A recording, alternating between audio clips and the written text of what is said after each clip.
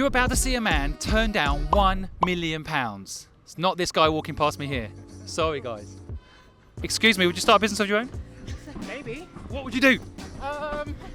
Vaccine. What would say again? A vaccine. Acting? Vaccine. Vaccine? HIV vaccine. What? You would do a business doing HIV vaccine? How would that work? Well, what do you mean, how would it work? But I mean, what's the business model?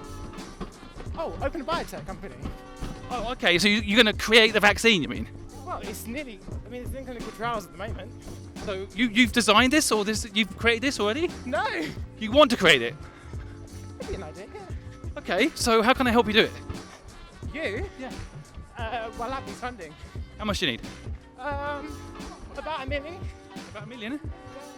Okay, and what do you spend $1 million on exactly? Huh? It'll be on salary, reagents, equipment, stuff like that. All right, I'm in. Yeah, I'm in. Good one. I'm ready. No. You're running away from your destiny. No, you're joking. That's what you want to tell yourself. Some people are literally running away from their destiny. Literally. If he's really got the ability to create a HIV vaccine, I'll give him $1 million. Ran away. People believe everything's a joke. Not everything is a joke.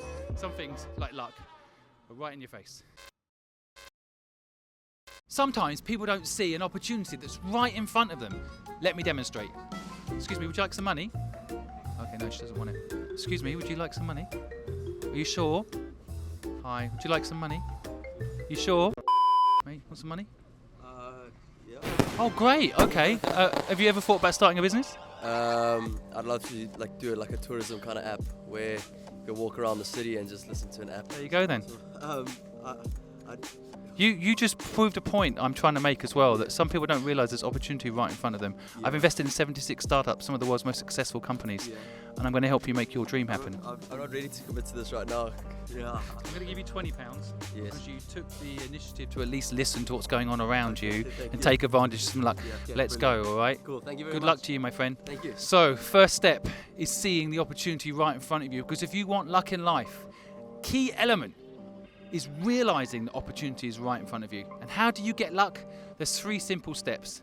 The first is taking risk, and lots of it. Let me show you how that works. So, can I ask you a question? No? Oh, okay. Are these your paintings? Are these your paintings? Oh, they're mine? Oh, okay. See, what's interesting is he's not taking a risk to talk to me. In life, if you want to be successful, you have to take risk. His risk would be talking to me on camera, but I could buy all these paintings, I could help him in whatever he's trying to achieve. He doesn't want to take a risk. Now, why doesn't he want to take a risk? There could be lots of reasons, but I guarantee you, if you don't take more risk, you won't be successful. The more risk you take, the luckier you get. It's got nothing to do with hard work. This man is working hard. He stood here all day. Yesterday, he was here in the rain.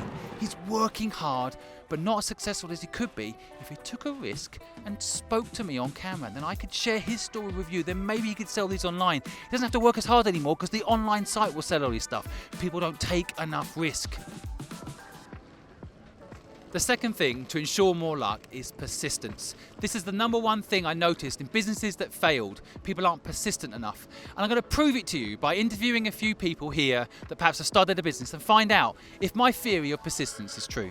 Hi guys, have you ever thought about starting a business, or have you already started a business? Well, actually, funny story. In lockdown we created these clay earrings because we had nothing to do in the evening, so we had spare time. What happened to that evening? Where did it go?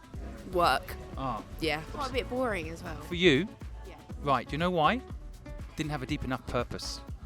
What problem in the world matters? Good for yours. Yours was quite successful. Oh, what did you do? What was your product? I sold rings and they went viral on TikTok, and Wow. then I made quite a bit of money and then got bored of it and then dropped it. Okay. So this is really important. You both started businesses that you got bored with, right? And there's a couple of reasons why you get bored. Because money isn't your driver, for either of you, I can tell, which is awesome. This should be promoted more. What you should be is more persistent with this product. So in other words, you have to evolve it. So I think you need to go back to these products and install purpose. And I think the purpose is helping creative people sell their product. Etsy is broken. It's on there with scammers now. People are all selling drop shipping stuff. The actual creative platform, where is it? You guys could create that, and you start with your own product. Persistence is the key to luck, you know that? If you want luck in life, you can hack it by being persistent. The third thing you need to do to make sure you have more luck in life is know your destination. 97% of people don't know where they're going, and I'm going to prove it to you how important this point is. Excuse me, where are you guys going? Tate Modern. Tate Modern, cool. And where are you going in life? What's your plan? That's a really great question. Thank you. Yeah, don't know, yeah. What would you like to be known for 10 years from now? I mean, I study refugee law, so I guess that. You need to visualize it. So you're going to have the largest law firm in the world that does good in this space. Is that the key? Oh, I don't want to own a law firm. I don't want to be involved in business. Forgive me for thinking like a business person, but this isn't a bad thing, you know. But let's say a visa application process business. I moved to Hong Kong, and when I moved to Hong Kong, I paid someone to do my visa, Yeah. right? So, and they learned how to write it so that I would be accepted, because I wasn't top of the list, believe it or not. So, in some countries, it is about like writing it the right way, isn't it? Yeah, it's about knowing how the system works and putting in the right words. So, couldn't you start there? What about you organised, let's say, a crowdfunding? To fund people as initial first step. I know this won't solve all of the problems overnight, but initial first step, you have an agency that helps people for free. With the money you make for helping people for real, that don't need it for free, to get their applications done properly and give them the best chance of going to that country legally. I mean, that's a really good idea. I used to volunteer for a place that did a similar thing, but it was fully non-for-profit. You could combine the You two. could combine the two. You could have an immigration firm that does. I paid a lot of money when I was in Hong Kong to this company, and I'd love it if some of that profit they made went to the problem you're talking about. Yeah, that would be a really good idea, actually. So let's make it happen, and now you know your destination, and that will help other people, ironically, get to the destination they need to get to have a better life. Thank you. Yeah, that's a smart idea.